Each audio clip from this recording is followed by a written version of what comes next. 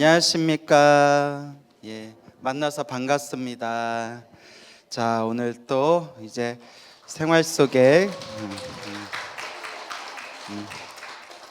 오버 좀 안 했으면 좋겠어. 몇 페이지 할 차례죠? 아울러 우리는 여긴가요? 그랬구나. 아울러 우리는 제를 지낼 때 준비하는 음식이나 법공양하는 책에 대해 다시 한번 생각해 볼 필요가 있다라고 돼 있죠. 우리가 이제 제를 지낼 때 유교에서 말하는 제사랑 절에서 얘기하는 제랑 다르다라는 얘기 여러 번 들었죠. 그래서 불교에서 말하는 제는 산스크리트 우포사타에서 나온 말이에요. 우포사타. 저번에 다 설명 들었죠. 그래서 몸과 마음의 부정함을 피하다. 그러니까 몸과 마음을 수행하다라는 의미가 있어요. 그래서 우리가 제를 지낼 때 영가를 위해서 제를 지내주는데 그 각각의 불교 문화마다 제를 지내는 방식이 조금씩 다르다고 했죠. 그래서 한국 불교에서 제를 지낼 때 보는 책이랑 중국 불교나 일본 불교나 티베트 불교나 저 남방 불교나 이렇게 보는 책이라든가 그리고 하는 방법에 조금 차이가 있어요. 그래서 우리 한국 불교는 예전부터 관음시식이라는 책을 중심으로 제를 지냈어요. 무슨 시식? 관음시식. 그래서 관음시식이라고 할 때 시식이 베풀시에 먹을 식자예요. 베풀시 먹을 식. 그러니까 무엇을 베풀다? 먹을 것을 베풀다라는 뜻이 있어요. 먹을 것을 베풀다. 그래서 우리가 영가의 상태가 되면 업장이 두꺼운 영가일수록 배고픔과 추위를 느낀대요. 무엇과 무엇을 느낀다? 배고픔과 추위를 느낀대요. 그래서 그 배고픔과 추위를 달래주기 위해서 영가들에게 먹을 걸 베푸는 거예요. 근데 또 여기서 중요한 게 있어요. 우리가 영가들한테 먹을 걸 베풀기 위해서 영가상을 차려놓잖아요. 근데 그냥 주면 공덕이 없대요. 여기서 여러분들 혹시 눈치 빠른 분들은 이해하시려는지 모르겠는데 그냥 먹을 걸 주면 공덕이 없기 때문에 부처님께 한번 올리고, 그래서 우리가 부처님 앞에 과일 같은 거 쌓아놓고 상당불공 드리죠. 부처님께 공양을 올린 뒤에 그 공양을 이제 어디다 다시 올리는 거예요? 영가단에 올리는 거예요. 부처님께 공양을 올리고 부처님께 공양 올린 공덕으로 또 영가에게 그 복을 준다라는 뜻도 있어요. 알겠죠? 그래서 이제 영가들에게 이제 배불리 먹을 것을 이제 베풀어 준다. 그래서 먹을 것을 베푼다 할 때 이제 두 가지 뜻이 있습니다. 몇 가지 뜻? 두 가지 뜻. 먹을 거, 정말 이렇게 우리가 먹을 걸 베푼다라는 뜻도 있고 영가들한테. 그리고 또 하나는 그 먹을 게 법의 식, 그러니까 진리의 양식을 베푼다. 그러니까 그냥 먹을 것만 주는 게 아니라 진수성찬을 차려놓고 일단 영가들, 헐벗고 춥고 배고픈 영가들을 달래고 난 뒤에 무엇의 양식을 베푼다? 진리의 양식을 베푼다라는 뜻이 있는 거예요. 진리의 양식. 그래서 관음시식이라는 책에 팔만대장경에서 제일 좋은 내용들이 거기 다 들어있대요. 영가들에게 법을 베풀기 때문에. 근데 관음시식이라는 것도 이제 여러분들이 다 찾아볼 수가 있어요. 어디서 찾아볼 수 있을까요? 인터넷 치면 쫙 나와요. 심지어 한글로 번역해서 올린 분도 있더라고요. 그래서 팔만대장경과 옛날 깨달음을 얻으신 큰 스님들 법문을 모아가지고 영가들에게 법을 베풀어주는 의식문이 관음시식이라는 게 한국 불교에서는 사용되어지고, 또 다른 나라 불교에 가면 책이 똑같겠어요? 다르겠어요? 그렇죠. 거기는 이제 거기 나름대로의 또 법식이 있는 거예요. 아시겠습니까? 그래서 우리가 이제 영가들에게 관음시식이라는 걸 베풀게 되는데, 또 우리가 이걸 생각해 봐야 돼요. 영가가 정말 밥을 먹을까요? 안 먹을까요? 안 먹어요? 느낌으로, 냄새로. 그래서 옛날 어른스님들이 이렇게 표현을 했어요. 영가들은 밥을 먹을 때 촉식을 한대요. 무슨 식? 아까 비슷한 분들 기운으로, 기운. 그러니까 그 영가의 기운으로 촉식을 한대요. 감촉, 느낌으로. 그래서 영가들의 음식을 막 떼굴떼굴 굴러다닌대요. 그래서 믿거나 말거나인데 옛날 큰 스님들 중에 영가를 보시던 분들은 영가에 올린 음식을 안 드셨대요. 그 막 영가들이 막 손으로 해젓고 막 먹고 하는 걸 봤으니까 안 먹는다는 거예요. 그래서 근데 저는 먹어요. 저는 주는 대로 먹는데, 근데 이제 예민하신 분들은 딱 안 드시는 분들이 있어요. 너무 예민해도 살아가는 거 불편해요. 그죠? 대충 차려주는 대로 먹어야지. 근데 저도 살짝 예민한지, 똑같은 과일인데도 부처님께 올린 과일이랑 영단에 올린 과일이랑 똑같은 가게에서 산 사과인데도 맛이 같다 다르다. 달라요. 정말 저도 느껴요. 훨씬 영가에게 올린 과일이 훨씬 퍽퍽해요. 그건 저도 느껴요. 여러 번 느껴요. 그래서 재미난 일인데, 예전에 제가 어디 모 포교당에 있었을 때, 그때 포교당에 잠깐 주지를 하고 있었을 때 기도 스님이 있었어요. 참 착한 기도 스님이 있었는데, 이 기도 스님은 자기는 영단에 올렸던 음식이나 영단에 올리지 않았던 음식이나 그런 거 아무 차이 없다 이렇게 얘기를 하시는 거예요. 아니야, 먹어보면 은근히 달라. 그거 다 사람이 만든 장난이라고, 다 마음의 장난이라고, 뭐가 다르냐고. 그래서 그때 저랑 공양주 살아주셨던 보살님이 저 뒤에 앉아 계시는데, 저분도 아마 그 스님 기억할 거예요. 그때 공양주 보살님한테 영단에 올린 사과랑 새 사과 좀 달라고 했어요. 그 기억나신지 모르겠네, 저 보살님이. 그래서 그걸 두 개를 같이 먹었어요, 그 스님이랑. 요거는 영단에 올린 거고, 요거는 냉장고에서 금방 꺼낸 사과다. 한번 딱 먹어봐라 했더니 맛이 다르네 이러는 거예요. 확실히 좀 퍽퍽해요. 근데 그래서 좀 그런 게 있어요. 그래서 영가들, 귀신들이 먹는 방법을 무슨 식을 한다고 한다? 촉식을 한다고요. 그리고 수준이 높은 고급신들, 우리로 치면 신령님들이나 저 신중들은 드실 때, 여러분 흠양하소서라는 말 들어보셨죠? 흠양하소서, 향식을 한대요. 향을 빨아들이신대요. 향을 이렇게 에너지를 빨아먹는 거겠죠? 그래서 흠양하소서, 그래서 향식을 한다. 그러면 부처님은 어떻게 드실까요? 부처님은 견식을 하신대요. 무슨 식? 볼견자. 다 보신대요. 중생들에 올리는 공양을 다 꿰뚫어 보신대요. 그래서 부처님께 공양 올리는 것만으로도 부처님이 드시든 안 드시든 부처님은 이미 다 공양 올리는 사람의 마음과 공양물을 다 꿰뚫어 보시고 그 사람에게 공덕이 쌓이게 하신다는 거예요. 자, 그래서 귀신이 먹는 것을 무슨 식이라고 한다? 촉식. 그런 고급신들이 먹는 걸 뭐라고 한다? 향식. 불보살님이 드시는 걸 뭐라고 한다? 견식, 볼견자. 처음 하셨죠?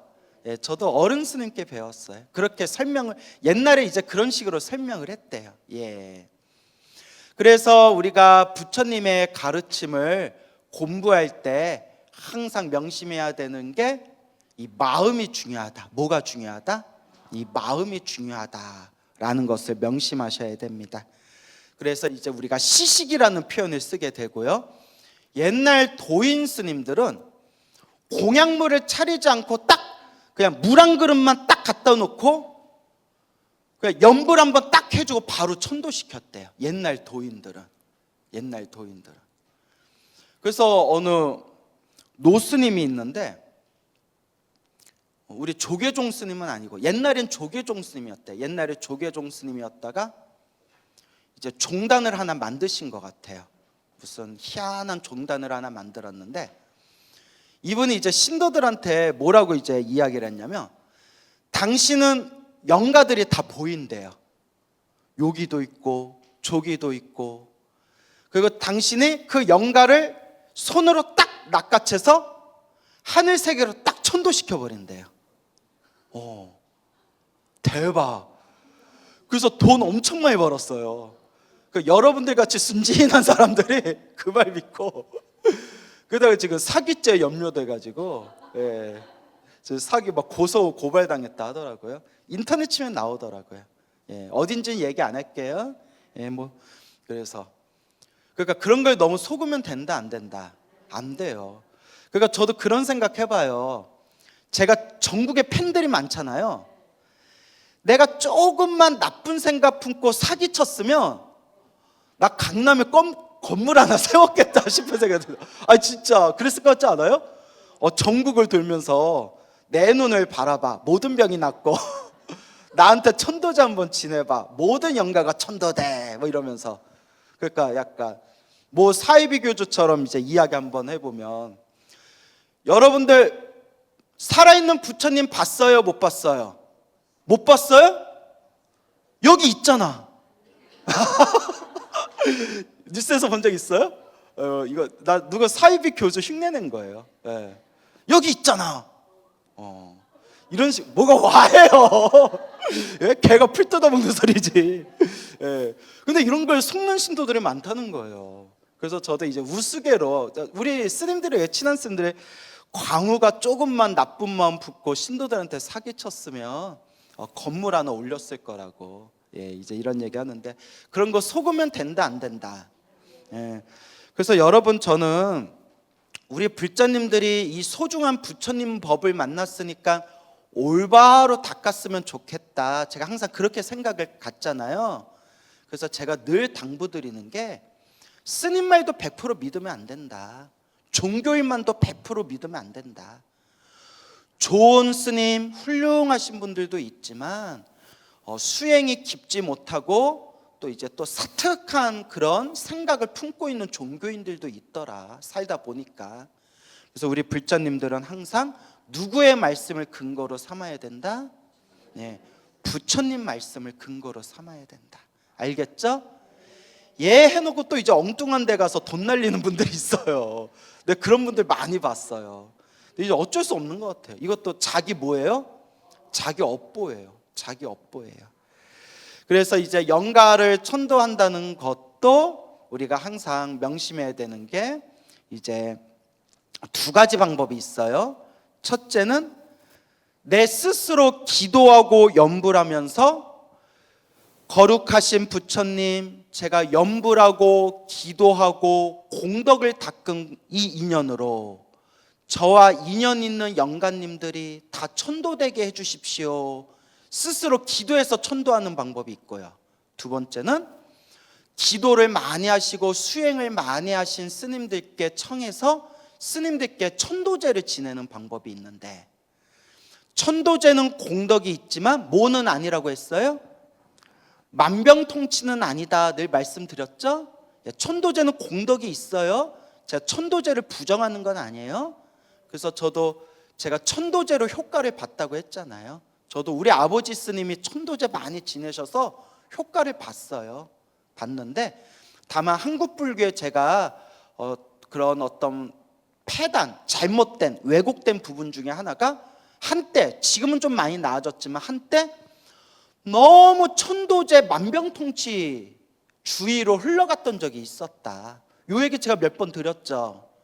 그래서 천도제는 공덕이 있지만 맹목적으로 천도제만 지내면 모든 일이 술술 풀린다 라는 생각은 가지지 말아야 된다라는 걸 말씀드리고 싶어요. 알겠죠?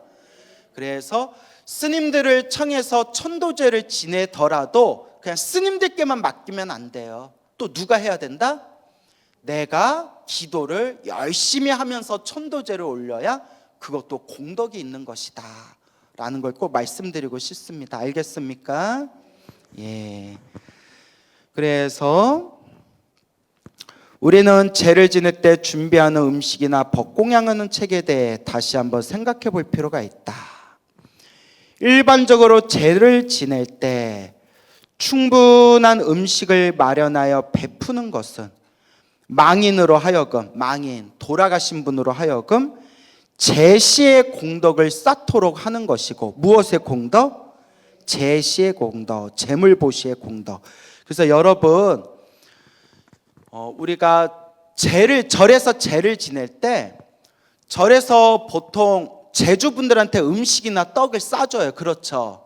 예, 그러면 이제 받아가셔도 되지만, 여러분들이 더 공덕을 짓고 싶으면 이거 우리 천도제 지낸 우리 과일하고 떡을 사람들한테 나눠주세요. 절에서 이거 회양해 주세요 하면 공덕을 더 크게 받아요.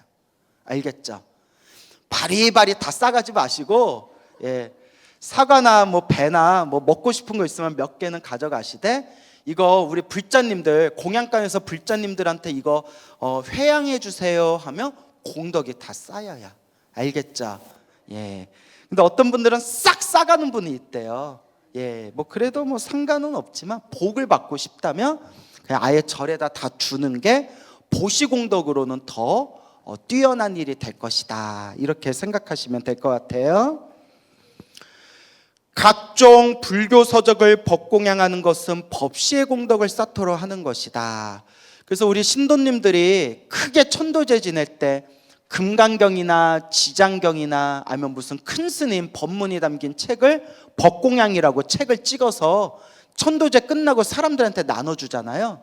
예, 그것도 참 좋은 거예요. 그래서 예전에는 금강경, 그 다음에 지장경 이런 책들을 많이 법공양을 했죠. 그래서 그렇게 법공양하는 의미가 있다. 따라서 이때 법공양은 특히 의미가 있도록 행하여야 한다. 고 법공양은 망인을 대신하여 법문을 베푸는 것으로, 돌아가신 분을 대신해서 법문을 베푸는 것이므로 그 책을 받아 읽는 사람이 불교의 진리를 잘 이해하여 발심을 할 수 있도록 이끌어줘야 한다.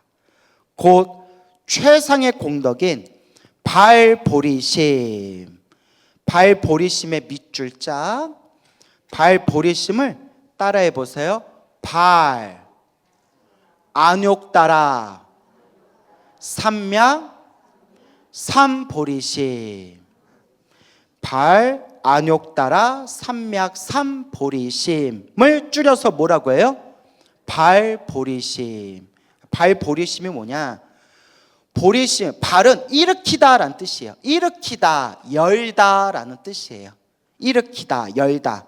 보리심, 보리심은 성불하여 모든 중생 제도하겠습니다라는 마음을 보리심이라고 불러요.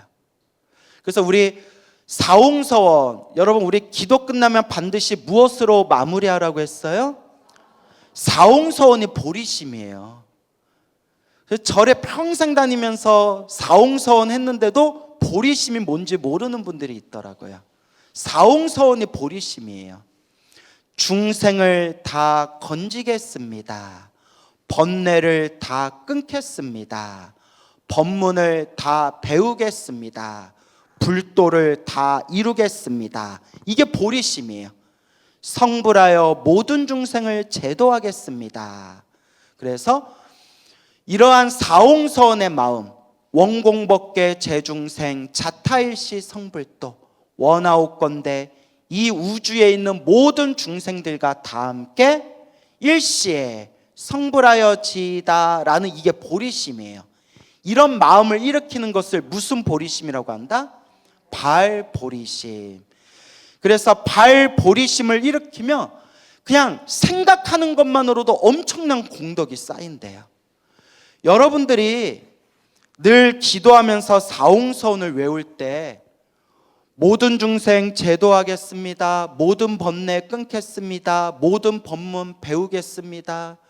불도를 반드시 이루겠습니다라고는 마음을 일으키지만 실천이 잘 돼요, 안 돼요? 안 되잖아요. 실천을 못해도 그러니까 이런 마음 일으키는 것만으로도 무엇이 쌓이고 있다? 공덕이 쌓이고 있대요. 엄청난 공덕이 쌓이고 있대요. 제 얘기가 아니라 어디에 나오는 거예요? 경전, 대승경전에 나오는 말씀이에요. 그 자그마한 씨앗이 싹을 틔우고 점점 줄기가 자라고 잎이 열리고 열매가 맺듯이 당장은 실천하지 못하더라도 사홍서원을 마음속에 되새기는 것만으로도 이미 성불할 수 있는 엄청난 공덕이 그 씨앗에서 싹이 지금 나고 있는 거래요. 그래서 또 옛날 큰 스님들 말씀이 그냥 기도하는 거랑 소원 성취를 위해서 그냥 기도하는 거랑 기도를 할 때 사홍서원, 보리심을 일으킨 거랑 하늘과 땅만큼 차이가 있대요. 기도발에서 하늘과 땅만큼 차이가 있답니다. 그래서 저도 불자님들께 늘 드리는 이야기가 기도할 때 개인적인 소원을 위해서 기도하더라도 기도의 마지막 마무리를 사홍서원을 반드시 해주면 내 소원 성취가 더 빨리 된다. 그 얘기를 항상 자주 해드리는 거예요. 그러니까 늘 사홍서원을 마음에 되새기시기 바랍니다. 알겠죠? 항상 명심하시기 바래요. 보리심을 이룰 수 있도록 하는 책을 선정하여 법공양을 하는 것이 가장 바람직한 길인 것이다. 요즘 같은 시대에 어려운 한문경전이나 난해한 불경을 준다 한들 누가 그것을 이해할 수 있겠는가? 그렇죠? 한문으로 된 경전 너무 어렵죠. 제가 오늘 아침에도 고민을 했는데 며칠 전에 어느 신도님들을 만났는데 어떤 분은 법화경을 20번 사경했대요. 9번 했다는 분도 있고 3번 했다는 분도 있는데, 근데 이제 진지하게 여러분 여기 법화경 사경하는 분들 계시죠? 뭔 말인지 알겠어요? 모르겠어요? 모르겠어요? 그 보살님은, 젊은 보살님은 잘 모르겠어요? 그냥 이거 하면 좋다니까 그냥 써보자 그거죠. 그렇죠. 그래서 내가 좀 덜 바빠야 하는데 아예, 그러니까 제가 너무 안타까운 거예요. 법화경의 대승경전의 왕이라고 부르거든요. 그래서 저도 처음에 제가 법화경을 중학교 때 처음 봤어요. 중학교 때 처음 봤는데 나도 뭔 얘기인지 잘 모르겠는 거예요. 중학교 때 부처님이 이마에서 빛이 나왔다느니 상불경 보살이 막 절을 했다느니 이 법화경이 위대하고 위대합니다 하는데 뭐가 위대하다는 내용은 안 나와요. 아는 만큼 보인다고 불교 공부를 하고 불교 공부를 해가지고 다시 법화경을 봤더니 이야, 법화경이 정말 위대한 경전이구나. 그래서 우리나라에서 팔만대장경을 한글로 번역했던 한글대장경 그 유명하신 운어 큰 스님이라고 계셨어요. 들어보셨나요? 운어 큰 스님께서도 어떤 스님께서 찾아와서 질문하기를, 스님, 우리나라에서 경전을 제일 많이 보신 분 중에 또 한 분이 바로 스님 아니십니까? 스님, 이 수많은 경전 중에서 딱 하나만 선택해야 된다면 무슨 경을 봐야 되겠습니까? 하니까 그 운어 스님이 법화경을 봐야 된다. 이만큼 법화경이 대승경전의 왕이고 법화경이 정말 소중한 경전인데, 법화경 사경한 사람은 많은데 뭔 뜻인지 모른다는 얘기를 너무 많이 들어가지고 제가 시간만 나면 당장이라도 하고 싶어요. 아예 법화경 아주 끝판왕으로 한 구절 한 구절 세밀하게 법화경을 한번 강의해 보려고요. 그걸 오늘 아침에도 그 생각을 했어요. 그래서 한자 원문으로. 왜냐하면 여러분, 아무리 한글로 완벽하게 번역해도 오역이 있어요. 그리고 여러분들이 제일 많이 법화경 사경할 때 쓰는 책 있죠? 어딘지 얘기 안 할게요. 그 책에 보면 열애수량품에 이렇게 번역이 돼 있어요. 석가모니 부처님께서 내가 머나먼 과거 전생에도 연등 부처님이었다 라고 번역된 책이 있어요. 혹시 기억나시나요? 그 책 번역하신 분, 번역이라 그 책 사경하신 분 계시나요? 맞죠? 그 내용 나오죠? 예. 사람들은 모르니까 진짜인 줄 알아요. 그런데 제가 옛날 법화경을 해석했던 수많은 책들을 보고 법화경 해석했던 큰 스님들 중에 이 동북아시아에서 최고로 치는 스님이 천태 스님이세요. 무슨 스님? 예, 수나라 시대 때 활동했던 천태 스님. 그래서 중국에 천태종이라고 있어요. 그러니까 중국에서는 법화경 하면 천태종이에요. 천태 스님이 법화경 해석하신 20권짜리 책이 있어요. 그 책을 제가 받겠어요, 안 받겠어요? 필요한 것만 봤어요. 필요한 것만. 너무 많아요, 양이. 봤는데 열애 수랑품의 그 구절을 해석하면서 뒤에 뭐라고 나오냐면 혹자는 석가모니 부처님이 전생에 연등 부처님이었다라고 주장하는 사람도 있지만 그거는 아닌 것 같다라고 얘기를 하세요. 그러면서 얘기가 나와요. 그리고 제가 역대 큰 스님들의 법화경 해석한 책을 봐도 석가모니 부처님이 전생에 연등불이었다라는 내용은 안 나와요. 그렇게 해석을 안 했어요. 그래서 이렇게 뜻이 애매모호할 때 우리가 가장 정확하게 기준으로 삼는 게 산스크리트어 원문이에요. 인도 산스크리트어 원문. 다행히 네팔에서 발견된 법화경 산스크리트어 원문이 있어요. 그걸 제가 찾아봤겠어요, 안 찾아봤겠어요? 그거 찾느라고 밤을 새웠어요, 내가 예전에. 산스크리트어 원문에도 석가모니 부처님이 연등 부처님에게 법을 받았다, 가르침을 받았다라는 식으로 얘기했지 석가모니 부처님이 연등 부처님이었다라는 내용은 없어요. 이해 가시죠? 번역을 하다 보니까 그 번역이 잘못된 거예요. 예.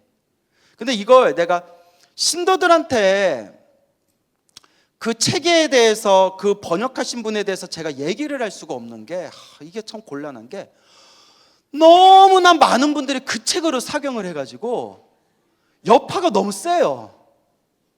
근데 한편으로는 대단하다 싶은 게 이거는 솔직한 얘기예요.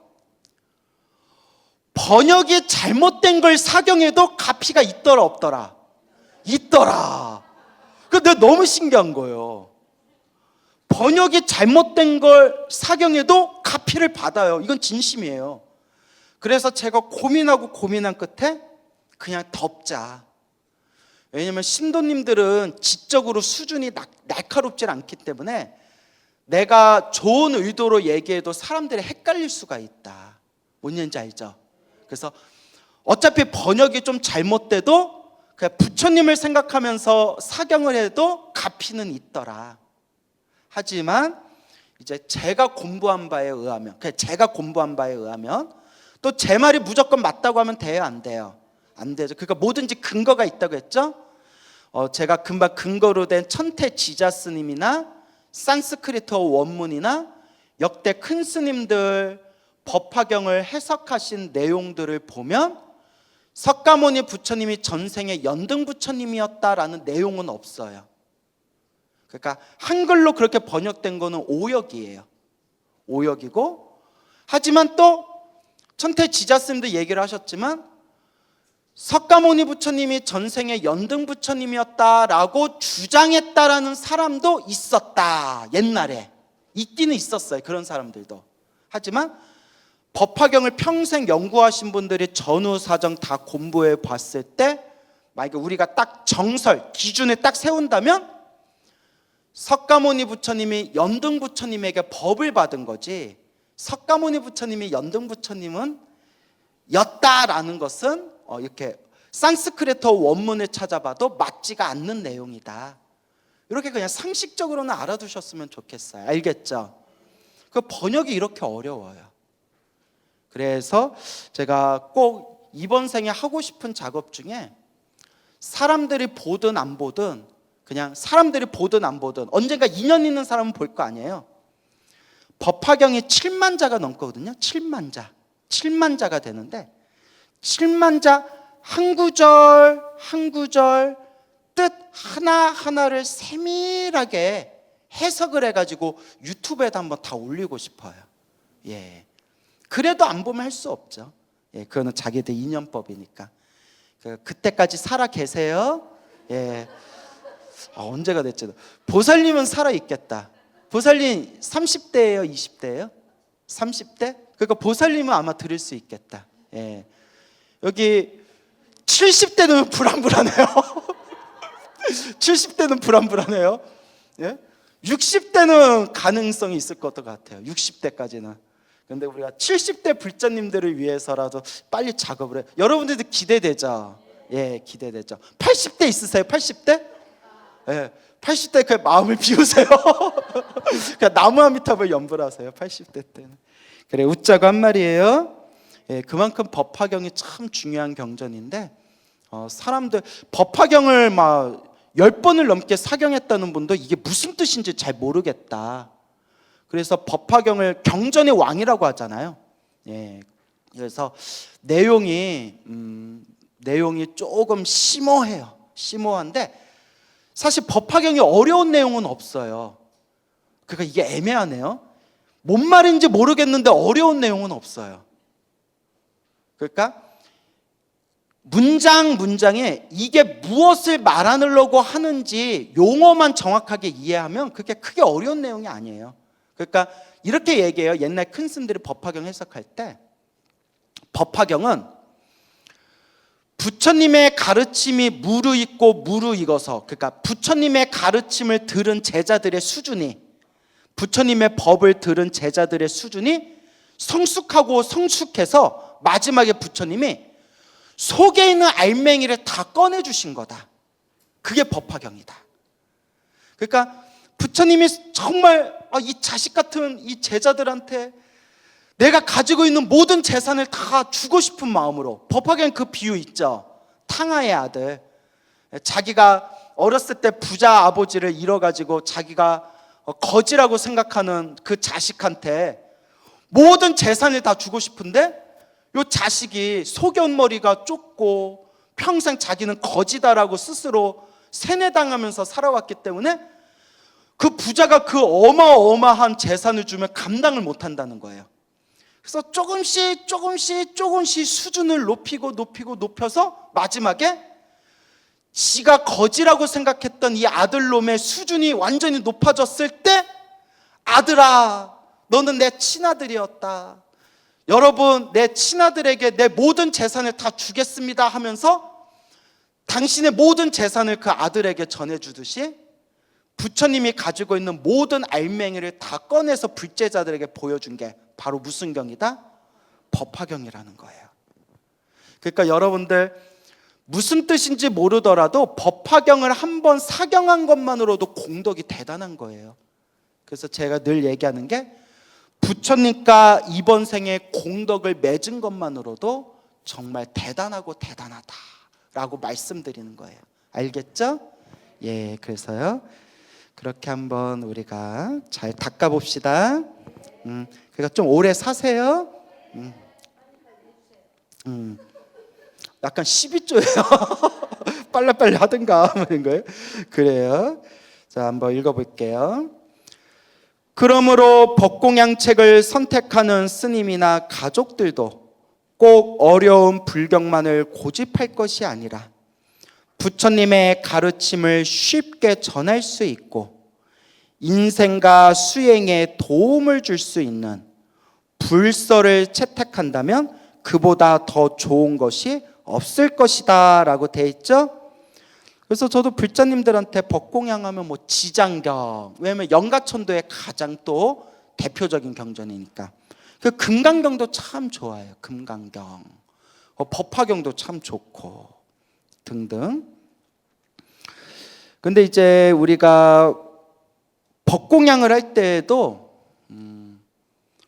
책을 막 돌리는 것도 안 좋은 것 같아요. 그러니까 신중하게 좋은 책을 준비해서 사람들에게 법공양하는 게 참 좋겠다라는 생각이 들어요. 내가 이것을 굳이 강조하는 까닭은 법공양한 책을 읽은 이들이 발심할 때야라만 그 공덕이 망인에게, 누구에게? 망인에게 참된 도움을 줄 수 있고 밝음을 가져다 줄 수 있기 때문이다. 부디 법공양을 하는 스님, 가족, 친지들은 이 사실을 잊지 말기 바란다 라고 돼 있죠? 예, 그래서 법공양을 신중하게 잘해라. 124페이지. 영가와 통하는 것은 마음과 마음.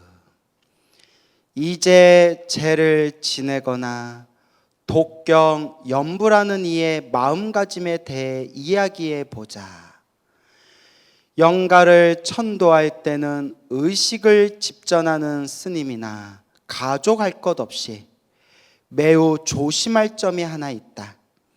그것은 반드시 마음을 하나로 모아 천도를 하라는 것이다. 무엇을 하나로 모아라? 마음을 하나로 모아라. 그래서 여러분, 제가 늘 얘기하지만 말로, 언어로, 글로 이루어진 의식문이 중요한 게 아니에요. 천도제를 지낼 때 나무아미탑을 딱 6글자만 외워주더라도 뭐가 중요하다? 그 간절한 마음이 중요해요. 그 마음. 그래서 예전에 그 성철이라는 해인사의 성철스님이라고 큰 스님이 계셨어요. 들어보셨죠? 그 성철스님이 그 젊었을 적에 그때 뭐 성철스님, 향곡스님, 청남스님, 자운스님, 하여튼 이 시대의 기라성 같은 그 큰 스님들이 다 젊었을 때, 그때가 막 30, 40대였어요. 30, 40대, 30대. 우리 부처님 법대로 살아보자. 그때가 이제 해방한 직후래요. 해방한 직후에 우리 부처님 법대로 한번 살아보자 해서 저 경상도에 그 문경에 봉암사라고 있어요. 들어보셨나요? 봉암사에서 봉암사 결사라고 해가지고 그게 한 몇 년 동안 그 결사를 했어요. 정말 한번 부처님 법대로 살아보자. 그때 정말 치열하게 사셨대요. 그때 봉암사 결사에 사셨던 스님들이 지금 다 한국 불교를 큰 족적을 남긴 큰 스님들이 되신 거예요. 근데 그분들이 무슨 얘기를 하냐면, 우리는 불공도 안 하고 제도 안 지내겠다. 옛날 중국의 법도대로, 중국 총림, 중국 선종 사찰의 법도대로 새벽에는 능엄주하고 저녁에는 108참회문하고 40대는 부처님께 딱 맞이만 올리고 오로지 참선수행만 하겠다. 근데 예나 지금이나 신도들은 천도제 좋아하잖아요. 저 봉암사에 이제 스님들이 막 모여가지고 이제 제를 이제 모여서 수행한다 그러니까 신도들이 이렇게 제를 지내려고 왔대요. 제 좀 지내주십시오 하니까 그러면 우리가 원래 제를 안 지내기로 했는데 제를 지내주는데 대신 뭐 피를 불고 막 징치고 북치고 막 꽹가리 울리고 이렇게 제 지내는 거는 부처님 법에 이런 법은 없다. 사실 이건 다 후대에 생긴 거거든요. 물론 그것도 다 깊은 뜻이 있겠지만, 그러니까 우리는 부처님 법대로 제를 지내주겠다. 저야 좋죠. 그 부처님 법대로 제 지내는 게 어떤 겁니까? 딱 우리는 영가를 위해서 금강경만 읽어주겠다. 그 영가 위패 하나, 위패도 이제 신도가 가져오면 위패 하나 올려놓고 딱 금강경만 읽어줬대요. 스님들이 금강경만 읽어줬대요. 신도들이 이런 천하의 땡중들을 만나.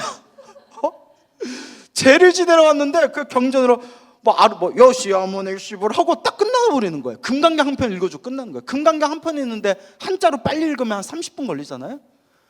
그거 좀 북도 치고 종도 치고 막 이래야 되는데, 그거 옛날 기록에 보면 천도제 크게 지낼 때는 3일 동안 지냈대요. 그 기록에 있어요. 크게 지낼 때는 3일 동안 천도제를 지내고 하루 영가가 가마 태우고 절에 들어와서 거기 법당 들어가기 전에 영가 위패 놓고 깨끗하게 목욕시키고, 이게 관욕이라고 해가지고 관욕 지내고 뭐하고 뭐해서 소대까지 가는 그 법도가 있는데, 다 잘라먹고 뭐만 해줘요? 금강경만 한번 딱 읽어주더래요. 이런 땡초들을 봤나 하고 막 그냥 울그락불그락 하는데, 거기서 봉암사에서 제를 지냈던 사람 꿈에 조상님이 나타났대요. 자손아, 네가 큰 스님한테 천도를 잘 올려준 덕분에 내가 좋은 데 간다 라고 꿈을 꿨대요. 야, 내가 도인으로 몰라보고 내가 구업을 지었구나 하고 이게 입소문이 나니까 사람들이 막 서로 천도제 하겠다고 찾아오는데, 봉암사에서 천도제 지냈다 하면 막 꿈자리가 너무 좋은 거예요. 뭐 돌아가신 분, 영가분들이 나타나서 막 좋은 데 간다고 인사하고, 막 부처님이 보이고, 막 그런 꿈들을 꾸고, 그게 막 또 옛날 사람들 입소문 얼마나 빨라요. 옛날에 뭐 SNS가 있겠어요, 뭐 유튜브가 있었겠어요. 다 입소문이잖아요. 사람들이 제 지내려고 하도 많이 오니까, 당신도 이제 수행해야 되는데 자꾸 제 지내겠다고 오니까 어떻게 했냐면 금강경에 반만 읽어줬대요. 반만 읽어줘도 사람들이 깨서 오니까 나중에 어떻게 했냐면, 사람들 이렇게 세워놓고 사람이 위패 들고 오면 딱 반야심경 읽어주고 보내고, 또 오면 딱 반야심경 읽어주고 보냈대요. 그래서 제가 이 얘기를 책에서 보고 20년 전이죠. 그 당시 성철 스님의 제자셨던 해인사 방장, 그거 조계종 종정을 하셨던 법자 전자 법전 스님이라고 계셨어요. 들어보셨나요? 법전 스님께서 그때 봉암사에 같이 사셨거든요. 제 책에서 그 내용을 보고 언젠가 한번 여쭤봐야지 하고 어느 날 법전 큰 스님 어깨 주물르다가 그 얘기를 딱 여쭤봤어요. 사실입니까? 했더니 사실이다 이러시더라고요. 그때 사실이다. 그때 제가 이렇게 얘기했어요. 스님, 참선 수행을 열심히 하면 반야신경만 읽어줘도 영가가 천도되나 봅니다. 큰 스님이 가만히 잠깐 침묵을 지키시더니, 참선 수행 열심히 할 필요도 없다. 계율만 깨끗이 지켜도 천도시킬 수 있다. 그런 얘기를 하시더라고요. 그 기억이 아직도 나요. 결국 마음이 중요한 거예요. 마음이. 그래서 제가 평소에 신도님들한테도 계율이 맑고 깨끗하시거나 평소에 기도를 많이 하신 스님들께 제를 지내는 게 좋다라는 말씀을 많이 드려요. 그렇겠죠, 아무래도. 예. 그래서 저도 이제 신도 마음이 좀 이해 가더라고요. 신도님들이 큰 마음 먹고 천도제 지내는데 제 지내는 스님이 얼렁뚱땅 지내면 막 속상하잖아요. 그죠? 신도들이 그게 느껴진대요. 절에 오래 다닌 신도들이 저 스님이 정말 목소리에 정성껏 저 영가를 천도시키겠다는 마음으로 제를 지내시는지, 아니면 그냥 막 얼렁뚱땅 막 이것저것 빼먹고 얼렁뚱땅 시간 때우기를 하는지, 절에 오래 다니신 신도님들은 그게 느껴진대요. 그런 얘기를 하시더라고요. 그래서 제가 말하고 싶은 거는 뭐가 중요하다? 마음이 중요하다. 알겠죠? 예. 저한테 지내달라고 하지 마세요. 큰 스님께 지내세요. 큰 스님께. 앞에 해인사 학승 이야기에서도 살펴보았듯이, 우리 앞에서 봤죠? 은행나무 바리때 입으로만 염불을 하고 마음으로는 딴 생각을 품고 있으면 결코 천도가 되지 못한다. 한 스님은 요령을 흔들면서 재경행상이라는 책을 생각했고, 한 스님은 목탁을 두드리면서 은행나무 바리떼를 탐하였다. 결국 영혼은 염불 한마디 듣지 못하고 엉뚱한 소리만 들었던 것이다. 그러니까 마음이 중요한 거예요. 마음이. 입으로는 나무 아미타불 하면서 마음속으로는 꽃감 사가 배 이래버리면 영가는 영가는 입으로 나무 아미타불을 듣겠어요? 꽃감 사과 배를 듣겠어요? 꽃감 사과 배를 듣죠. 그러니까 그래서 마음이 중요하다. 곧 영가는 우리의 말이나 행동을 읽는 것이 아니라 마음을 읽는다. 영가와는 마음과 마음, 생각과 생각으로 서로 통할 뿐이다. 이것을 명심해야 한다. 연불보다는 제밥이 되어서는 절대로 올바른 천도가 될 수 없다. 오직 마음을 모아 지극히 연불을 할 때 영가에게 참된 깨우침을 줄 수 있는 것이다. 오직 마음을 모아 지극히 연불을 할 때. 한 가지 사항을 더 부언한다면 영가천도를 위한 관음시식 중 사다라니를 외울 때는, 이거는 스님들하고 연관되어 있는 거예요. 이건 여러분하고 상관없는 거예요. 알겠죠? 관음시식이라는 책에 보면 여기 관음시식 나오죠? 사다라니라고 따로 나와요. 그 사다라니가, 자 옆에 한번 볼까요? 변식진언, 그래도 밑줄 쫙 그어주시겠어요? 변식진언, 시감로수진언, 일자 수륜간진언, 유해진언, 넷으로 이루어졌다고 해서 무슨 다라니? 사다라니라고 한다. 먼저 변식진언 3번 외우는데, 첫 번째는 밥 한 그릇이 몇 그릇으로? 7그릇으로 변하는 것을 관하고, 그러니까 이미지 트레이닝 한다는 거예요. 관하고. 두 번째는 7그릇이 49그릇으로 변하는 것을 관하고, 세 번째는 수없이 많은 공약물로 변하는 것을 마음속으로 관해야 한다. 이미지 트레이닝. 그러면 영가 눈에는 밥그릇을 하나 놨지만 7그릇, 49그릇, 수많은 그릇으로 변하는 걸로 보인다는 거예요. 왜? 무엇과 무엇으로 통하니까? 마음으로 통하니까. 감로수진언 외울 때에는 하늘 사람은 물을 보면 무엇으로 보이고? 궁전으로 보이고, 유리로 보이고, 유리로. 사람은 뭘로 보이고? 물고기로 보여요? 네, 잘못 읽으셨죠? 물로 보고. 고기는 물속에 살면서 물을 봐요, 못 봐요? 못 보고. 귀신이 물을 보면 뭘로 보인다? 불. 근데 이거 귀신이 아니라 귀라고 하면 아귀라고 해야 돼. 밑에다 적어주세요. 귀신 중에서도 아귀는 배고픔에 굶주리면서 살아야 할 업보를 받았기 때문에 목이 말라서 물을 마시려고 하면 물이 뭘로 보인다? 펄펄 끓는 용암물로 보인대. 그래서 마실 수가 없대요. 그래서 아귀는 물을 불로 보인다. 알겠죠? 그래서 이게 자기 업보대로 보인다. 뭘로 보인다? 자기 업보대로 보인대요. 다 업대로 보인대요. 그래서 나쁜 빚이 많은 빚쟁이, 못된 인연의 남편으로 만날 때 세상 사람들이 다 반대해도 내 눈에는 뭘로 보여요? 왕자님으로 보여요. 뒤에 크게 웃으신 분은 남 얘기 같지 않아서 그런가요? 왕자님으로 보인대요.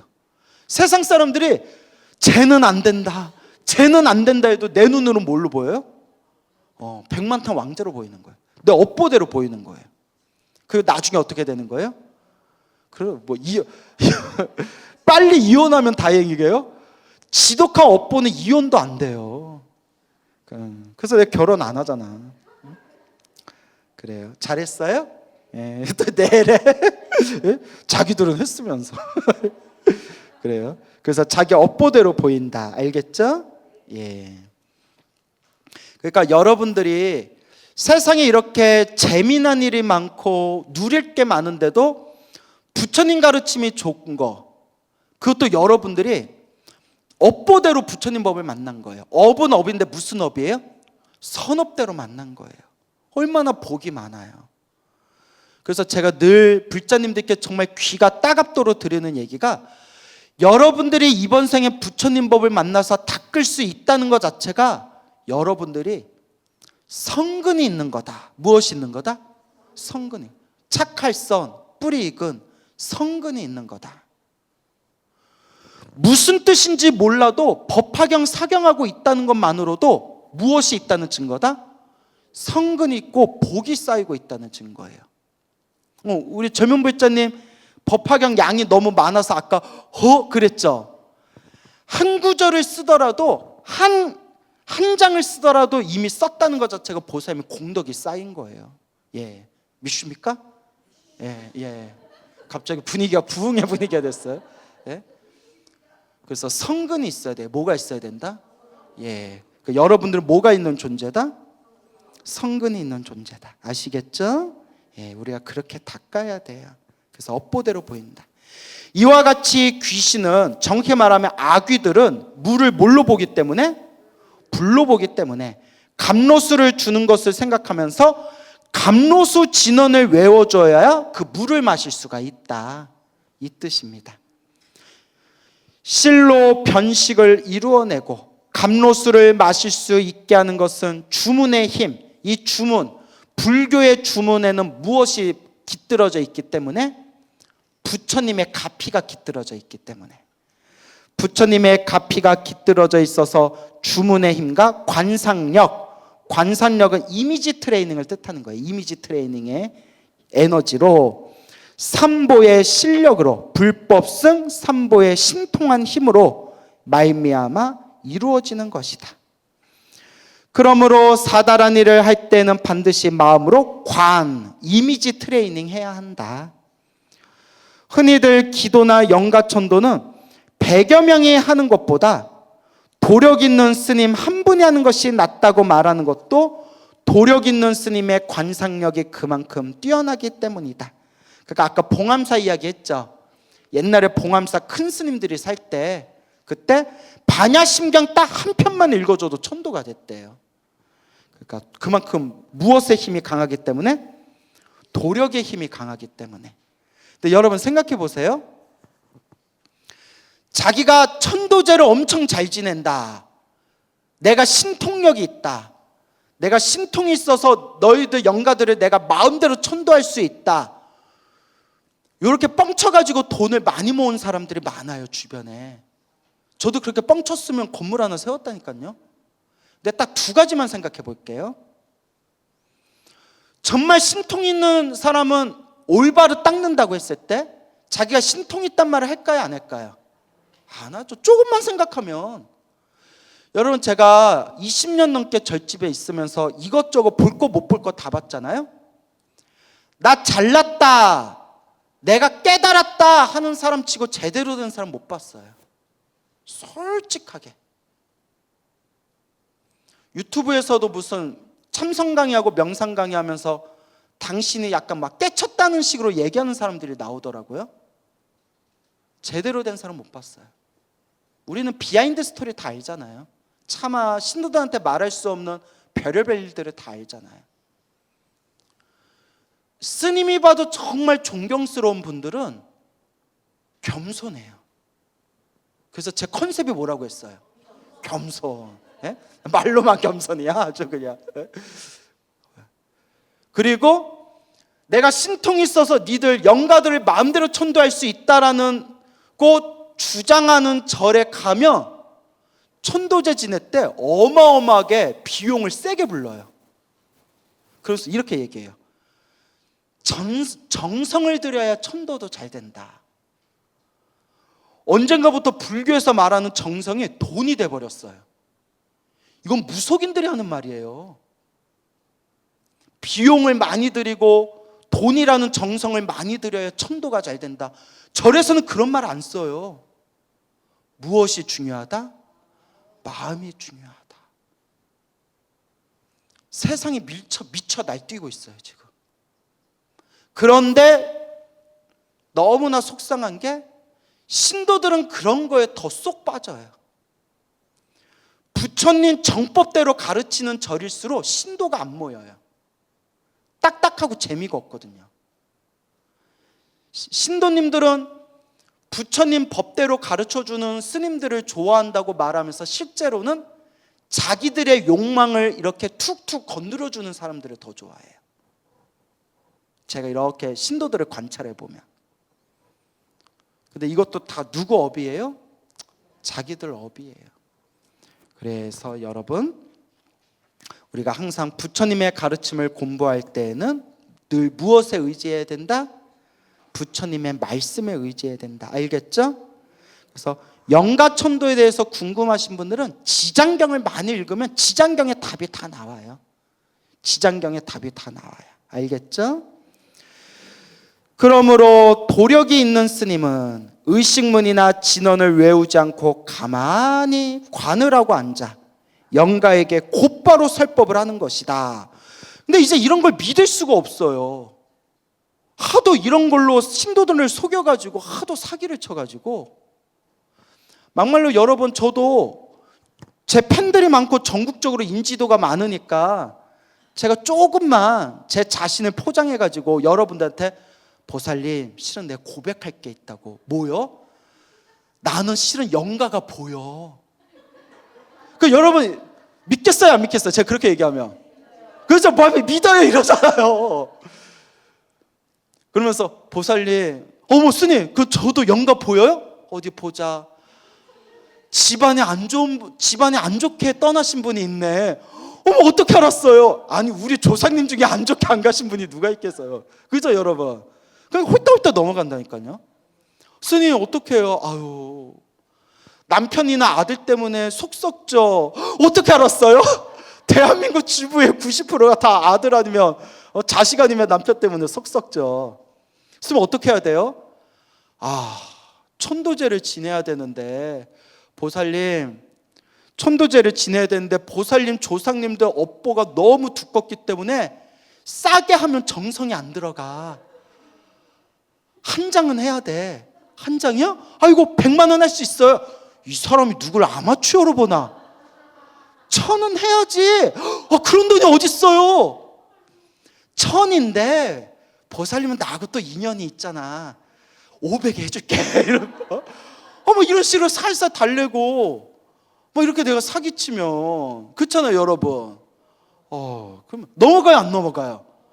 10중 8구는 넘어올걸? 오히려 막 더 고맙다고 하면서 막. 그렇죠. 아니에요? 믿음이 없구나. 믿음이 없어. 예, 그래요. 제가 뭐 누군가를 비꼬려고 하는 게 아니라 신도들이 이런 걸 잘 넘어간다는 거예요. 그렇죠? 예. 그래서 여러분, 천도제는 공덕이 있다 없다? 있어요. 있지만 만병통치는 아니에요. 내 복을 닦는 마음으로, 기도 열심히 하시는 스님들께 공덕을 닦는 마음으로 하는 게 천도제예요. 알겠죠? 그러니까 요새는 이렇게 자기가 도력이 있어서 영가가 다 보인다, 내가 영가를 손으로 딱 잡아서 하늘세계로 보낼 수가 있다, 이렇게 뻥을 쳐버리면 우리 같으면 아이고 참 작작 좀 하셔 이럴 텐데, 신도를 막 속는다는 거예요. 설마 승복 입은 분이 거짓말할까? 그래서 늘 말씀드리지만 항상 지혜가 있어야 됩니다. 알겠죠? 예. 명심하라. 영가는 마음으로 통하는 존재이다. 내 마음을 그릇되게 가질 때 영가는 천도되지 않는다. 잡된 생각을 비우고 마음을 하나로 모으는 것, 이것이 영가천도의 가장 요긴한 비결이라는 것을 잊어서는 안 된다 라고 돼 있죠. 이제 여기까지 읽은 제가 신도들은 이러한 의문을 가질 수도 있을 것이다. 관을 통한 천도 내 49제 등의 전문적인 천도법을 보통 사람이 할 수 있는 것은 아니다. 일반인이 쉽게 할 수 있는 천도법은 없을까? 그렇다. 복잡하고 전문적인 천도법은 작법, 그러니까 관음시식 같은 작법을 제대로 익힌 스님들께 의뢰하면 된다. 그리고 제가인들은 자기의 형편과 능력에 맞는 방법으로 앞서간 부모나 친척, 친구 등을 천도해주면 된다. 오직 내 진실한 마음만이 가까운 이의 영혼을 좋은 세상으로 인도해 줄 수 있다는 것을 명심하면서, 자 여기까지. 자 이제 생활 속의 기도법 교재는 여기서 끝낼게요. 아시겠죠? 그래서 뒤에 광명진언 요 부분은 이제 그냥 여러분들이 그냥 읽어보세요. 알겠습니까? 아, 이런 것들이 있구나 이렇게 읽어보시고, 이제 우리가 남은 시간은 생활 속의 기도법에서 이제 더 확장해서 여러분들이 꼭 아셨으면 좋겠다 싶은 그런 기도 신행에 대한 부분을 이제 남은 시간 동안 또 짚어드릴게요. 자, 그래서 우리가 영가천도라는 부분이 스님들께 하는 부분도 있지만 제가인들이 스스로 절이나 집에서 간절하게 나와 인연 있는 영가들을 위해서 기도하면서 천도하는 방법도 있다고 했죠. 예, 그런 체험을 하신 분들이 참 많아요. 참 많습니다. 그래서 얼마 전에 모 사찰을 갔다 왔는데 그 젊은 비구니 스님이 계시더라고요. 그 비구니 스님께서 참 대단하시더라고요. 그 도량에, 저 시골에 있는 도량인데 딱 갔는데 도량이 너무 맑고 깨끗한 거예요. 땅도 좋지만 풍광도 좋지만 기운이 너무 맑은 거예요. 그러니까 우리도 기도해 봤으니까 촉이라는 게 있잖아요. 여기 참 기도를 많이 한 도량이구나. 또 제가 잘 알고 있는 도량이 있는데 어딘지는 얘기하기 뭐하고, 이건 좀 안 좋은 얘기라서, 뭐 유명한 도량은 아니에요. 어느 노스님이 불사한 도량인데 터는 명당이에요. 터는 저 아는 스님도 여기 명당이다 이러시더라고요. 근데 그 도량이 가보면 알맹이가 빠진 쭉정이 같아요. 딱 왜 그럴까요? 기도를 안 해요. 기도를 안 하니까 땅은 좋은데 도량에 기운이 없어요. 뭐 어떡해요 뭐.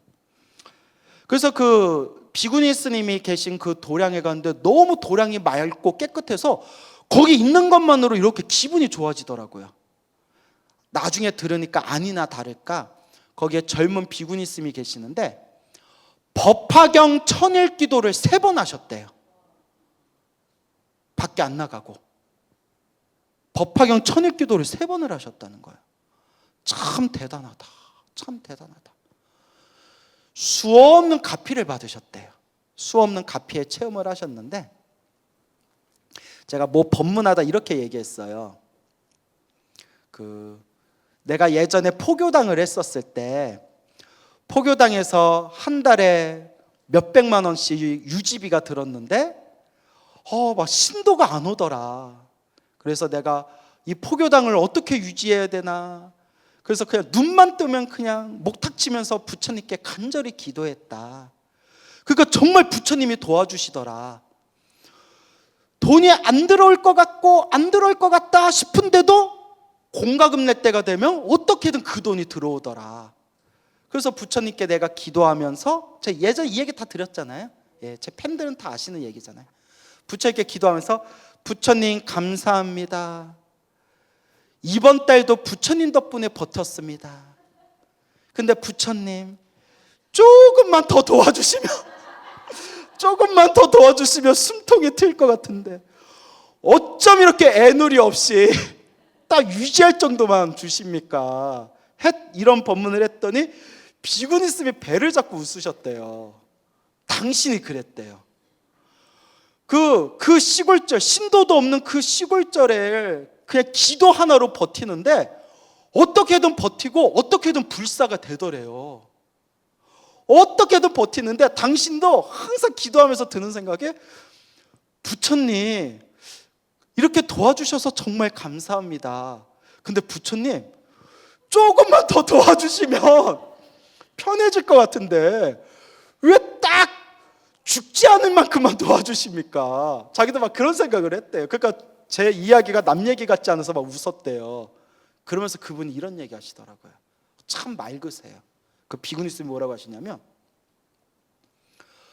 너무 많이 도와주면, 너무 많이 도와주고 재물에 물이 들면 너무 편안하고 안락함에 빠지고 게으름에 빠질까 봐 딱 나 수행 열심히 할 수 있을 만큼 채찍질하고 도와주시는구나. 그 생각이 딱 들더래요. 실제로 신도들한테 대우를 많이 받고 너무 몸뚱아리가 편해지면 사람이 막 게으름에 빠져요. 솔직히 그래요. 근데 그 스님 말씀 딱 듣는 순간 저도 모르게 하고 감탄이 나왔어요. 정말 수행자다. 부처님이 너무 더 도와주시면 내가 편안함에 빠져들어서 게으름에 빠질까 봐 나 더 열심히 수행하라고 달리는 말에 채찍질하듯이 딱 요 정도까지만 도와주시고 계속 나를 격려해 주시는구나. 너무 멋있죠? 근데 그 비구니 스님께서 항상 당신 키워주신 할머니가 항상 마음을 품고 있었대요. 늘 할머니를 생각하면 눈물이 글썽거린대요. 그래서 어느 날 법화경 기도하면서 할머니를 위해서 자기가 기도해야 되겠다. 그래서 매일매일 법화경 기도하면서 하루에 1000배씩 절을 했대요. 할머니를 위해서. 그래서 한 1만 배 정도를 채웠는데, 할머니를 위해서 간절히 기도했는데 3일 연속 생생한 꿈을 꿨대요. 첫 번째 꿈이 우리나라에 아주 유명하신 율사, 계율 율사 스님께서 다 그 비구니 스님 법당에 딱 오셔가지고 이렇게 법문해 주시는 꿈을 꿨대요. 그게 첫 번째 꿈. 두 번째 꿈이 저 하늘에서 처음 보는 신비롭게 생긴 새가 하늘에서 싹 내려오더니 그 비구니 스님 법당에 딱 들어와서 뿅 하고 비구 스님으로 변해서 다 합장하고 있는 꿈을 꿨대요. 그 다음에 마지막 세 번째, 이게 사실 중요해요. 마지막 세 번째, 기도 회양할 때 할머니가 하얀 옷을 입고 아주 편안한 모습으로 할머니가 이렇게 나타나셨는데 옆에 막 독을 내뿜는 지독한 독사가 할머니 옆에 딱 있더래요. 독사가. 스님이 놀래가지고 할머니 왜 뱀 옆에 있어요? 위험해요. 왜 뱀 옆에 있어요? 하니까 할머니께서 다 쳐다보시면서 괜찮다. 나는 늘 관세음보살을 염불하고 있다. 그렇기 때문에 나는 아무런 두려움과 걱정이 없다 하면서 할머니가 옆에 있는 그 독을 내뿜는 뱀을 싹 손으로 싹 한번 만져주니까 뱀이 고개를 떨구고 순딩순딩한 뱀이 돼가지고 할머니 그 발밑에 딱 엎드리더래요. 그리고 할머니의 환한 미소를 보면서 잠에서 딱 깼대요. 3일 연속 그 꿈을 꿨대요. 제가 그 얘기 딱 듣는 순간 우리 비구니 스님 할머니와 조상님들은 참 자손을 잘 둬가지고 자손을 잘 둬서 이렇게 우리 비구니 스님 할머니와 조상님들이 다 좋은 공덕을 받은 것 같습니다. 누가 봐도 이거는 천도되었다는 꿈입니다 라고 말씀을 드렸죠. 또 어느 불자님이 계셨는데 할머니 얘기하다 보니까 생각나는데 그분도 이제 불법을 만나서 법화경 사경을 하게 됐대요. 그때 할머니가 생각이 나서 돌아가신 할머니를 위해서 법화경 사경을 열심히 했대요. 한동안 열심히 했는데 어느 날 생생한 꿈을 꿨대요. 이렇게 길을 가고 있었는데 저기서 아주 고급 세단, 새까만 고급 세단 차가 다 이렇게 미끄러지듯이 자기 옆으로 딱 멈추더래요. 그 뒷좌석에서 문이 딱 열리면서 할머니가 여기 타라고 하더래요. 할머니가. 그래서 이렇게 옆에 탔는데 할머니가 너무 편안한 모습으로 할머니하고 이런저런 대화를 하면서 쫙 이렇게 갔대요. 쫙 길을 가다가 어디 길 경계선에서 할머니가 차가 딱 멈추니까 할머니가 너는 갈 수 없는 곳이다. 여기서부터는 나 혼자 가야 된다. 뭐 잘 있어라 하면서 손녀를 다 내려주고 할머니께서 그 고급 세단을 타고 다 이렇게 멀리 떠나는 꿈을 꿨대요. 누가 봐도 딱 할머니께서 좋은 곳으로, 왜냐면 좋은 차를 타고 다 떠나셨으니까 하얀 옷을 입고. 이렇게 불자님들이 스스로 간절하게 기도하고 염불해도 내 조상님, 나와 인연 있는 영가들에게 반드시 공덕이 갑니다. 그래서 제가 불자님들께 늘 기도를 하고 기도를 마칠 때마다 나를 위해서 축원해주고, 일단 내가 행복해야 남을 행복해 줄 수 있잖아요. 나를 위해서 축원해주고, 또 가족들을 위해서 축원해주고, 마지막에 일체 중생들을 위해서 축원해줘라 늘 말씀드리죠. 하나를 딱 넣자면 나를, 살아있는 자를 위해서 축원해준 뒤에 마지막에 이 기도 공덕으로 저와 인연 있는 영가들이 좋은 곳으로 천도되기를 발언합니다. 이걸 꼭 붙여주세요. 이걸 꼭 붙여주세요. 그래서 기도의 마지막 마무리는 사홍서원으로 마무리하시되, 축원할 때 나를 위해서 축원하고 가족들을 위해서 축원하고 축원을 한 뒤에 마지막에 뭐 하나를 더 붙여두면 좋다? 영가 축원. 그러니까 자기 기도문을 하나 만들면 좋아요.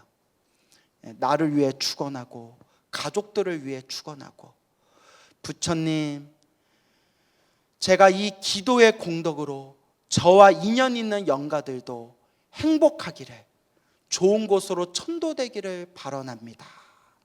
그 기도의 마지막 마무리는 사홍서원으로 딱 마무리하면 아주 좋죠. 정말 효험이 있다 없다? 정말 효험이 있습니다. 이런 얘기를 너무나 수없이 들어가지고 뭐 이루 헤아릴 수가 없을 정도예요. 제가 들은 얘기만 책 한 권을 쓸 수 있을 거예요. 그런데 저는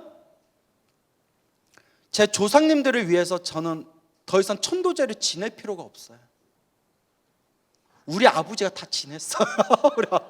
우리 아버지 스님이 매년 지내셔가지고 예. 그런데 분명히 그 힘이 있는 것 같아요. 그래서 이 천도제도 정말 올바른 불법을 전하기 위한 올바른 방법으로 신도들에게 전파했으면, 이 천도제가 참 훌륭한 법인데, 천도제가 우리나라는 너무 좀 왜곡되고 이상하게, 예, 말씀 잘하셨어요. 이상하게 변질된 부분이 있어가지고, 그래서 천도제 때문에 상처받아서 절에 안 온다라는 얘기도 나는 들었어요. 예?